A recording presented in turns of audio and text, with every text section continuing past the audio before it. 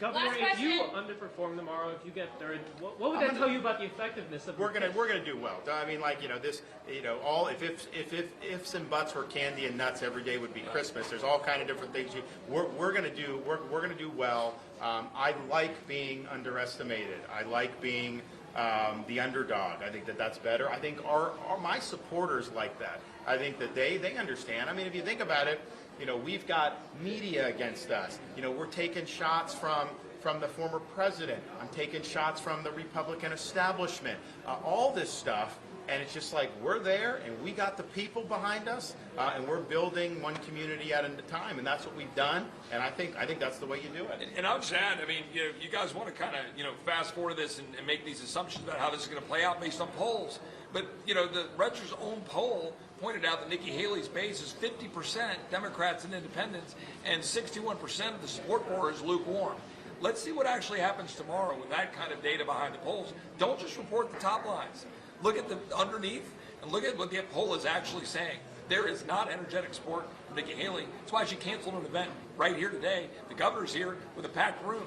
That's the information the people of Iowa need to see, and they're going to show it tomorrow. And that's why we've, because the caucus, if your approach is just, dump a bunch of money in, take polls, figure out how you can move the needle. Like, I get that, like in a primary election or even a general election. I don't think that that's necessarily sufficient, but I get that. But in a caucus, it's all about the organization and getting people to turn out. And that's not always easy in any caucus, but certainly in a caucus like this, where we're now going to be in the negative 20s.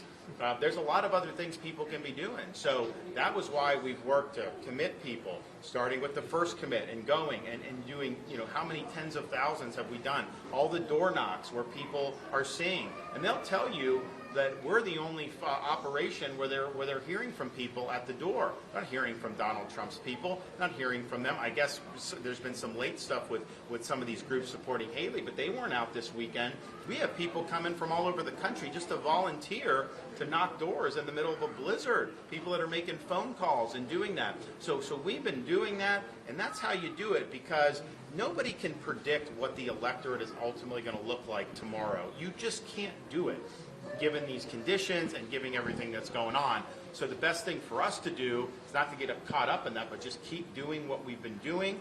Turn out these folks. They're fired up. They're ready to go. I'm fired up. I'm ready to go. And that, I think, is how you have a really good night. So we're looking forward to that. Thanks, John.